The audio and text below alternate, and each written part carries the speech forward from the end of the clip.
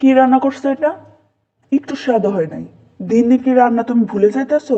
স্বাদ লাগছে না। আচ্ছা তাহলে তুমি ওটা ছাড়ো, ডালটা দিয়ে খাও। সারাদিন তো বইসাই থাকো, করোটা কি? রান্নাটাও ঠিক মতো করতে পারো না? সারাদিন পর যে অফিস থেকে আসছি, একবেলা কি আমি ঠিক মতো খাইতে পারবো না তোমার জন্য?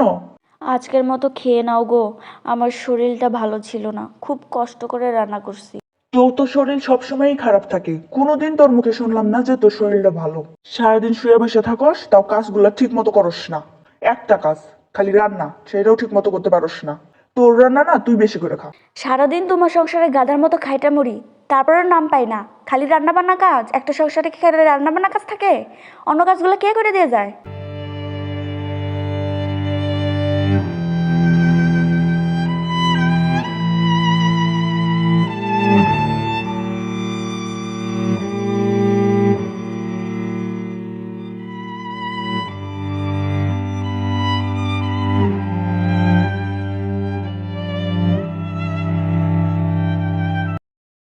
এই শোনো না, তুমি প্যান্ট শার্টগুলো ধুয়ে দিতে বলছিলা না?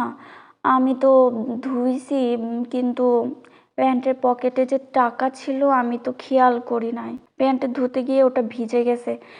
চিন্তার কারণ নাই, আমি রোদে শুকাতে দিয়েছি, কিছুক্ষণ পরেই শুকিয়ে যাবে। কাজ করার সময় চোখ কি আসমানে নিয়ে ঘোরেন? হুম? আমার যে এখন বাইরে যেতে হবে, একটা খুচরা টাকা নেই কাছে। নিজের কাজগুলা কি নিজে করতে পারো না? নিজের প্যান্ট শার্টগুলো আমার ধুইতে দাও কেন? নিজে ধুইলে তো আর এরকম হইতো না। বললাম তো শুকাতে দিছি, শুকিয়ে যাবে। তারপরও কেন এত কথা বলতিছো? এখন থেকে নিজের প্যান্ট শার্ট, নিজের জামা কাপড় নিজেই কাচবা, আমাকে আর কাচতে বলবা না। এই তুই থাকতে আমি জামা কাপড় কাচতে যাবো কিসের জন্য? তুই আসিস কিসের জন্য? তোরেই কাচতে হবে। সারাদিন গাধার মতো খাটবো, আবার কথাও শুনবো না আমি?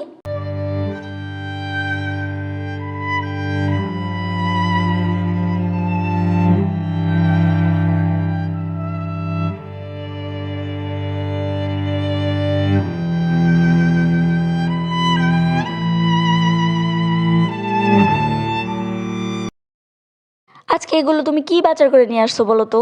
সবজিগুলো আনছো, একটা সবজিও টাটকা না। তারপর মাছটা আনছো, মাছটা দুনিয়ার নরম। ওগুলো কি রান্না করা যায়? আরে একটু তাড়াহুড়োর মধ্যে ছিলাম, যা আনছি তাই দিয়ে রান্না করো তো। যাও। হ, নিজে টাটকা জিনিস আনবা না, আর যখন আমি রান্না করব তখন বলবা রান্নার স্বাদ হয় না, এগুলো কি রান্না করছো। এত কথা বলো কেন? যাইতে বলতেছি না? হ, এখন তো আর আমার কথা ভাল লাগতেছে না, না? তুমি একটু বেশি বুঝো, বুঝছো? তোর মতো মেয়ারে বিয়ে করে জীবনটা আমার শেষ। একবারে শেষ করে ফেলেছি জীবনটা আমি। আমি দেখে খালি তোমার সংসার করতেছি, অন্য কেউ থাকলে তোমার সংসার 2 দিনও কেউ করতো না। তোমার সংসারে এসে আমার জীবনটা একবারে তেনা তেনা হয়ে গেছে।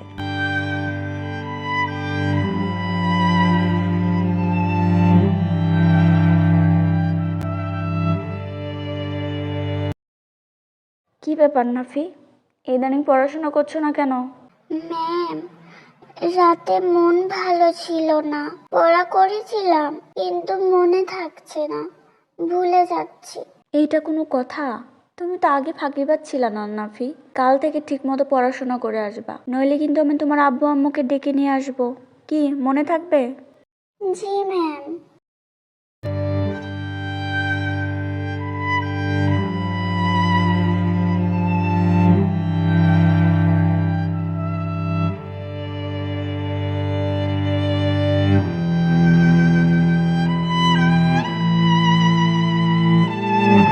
নাফি, এই নাফি, হ্যাঁ হ্যাঁ বল। খেলবি না? চল খেলে গিয়ে। না রে, আমার ভালো লাগছে না, তোরা খেল। নাফি, তোমার মন খারাপ কেন? কি হয়েছে বাবা? সবাই খেলছে, তুমি খেলছো না, কি হয়েছে? ম্যাম, আমার কিছু ভালো লাগে না। ও কোন বিষয়ে কষ্টে আছে, আমাকে তা জানতে হবে। আচ্ছা বাবা, তোমার মন খারাপ কেন আমাকে বলো। তুমি যদি আমাকে বলো, আমি তোমাকে কালকে 2টা ললিপপ দেব। কি বলবা না? ম্যাম, আমার আব্বু আম্মু কথায় কথায় ঝগড়া করে, আবার মাঝে মধ্যে আব্বু আম্মুকে মারে। আমার অনেক কষ্ট হয়। স্কুলে যখন থাকি সব সময় মনে হয় ওরা মনে হয় ঝগড়া করছে, মারামারি করছে। আমার কিচ্ছু ভালো লাগে না ম্যাম। আমার আব্বু আম্মু যদি মিলেমিশে থাকতো, হাসি খুশি কথা বলতো, কত ভালো হতো ম্যাম। আহারে, স্বামী স্ত্রীর ঝগড়া বাচ্চার উপর কতটা খারাপ প্রভাব ফেলে। বাচ্চাটা একদম চুপচাপ হয়ে গেছে। আমি ওর বাবা মাকে কাল একবার আসতে বলবো ফোন দিয়ে।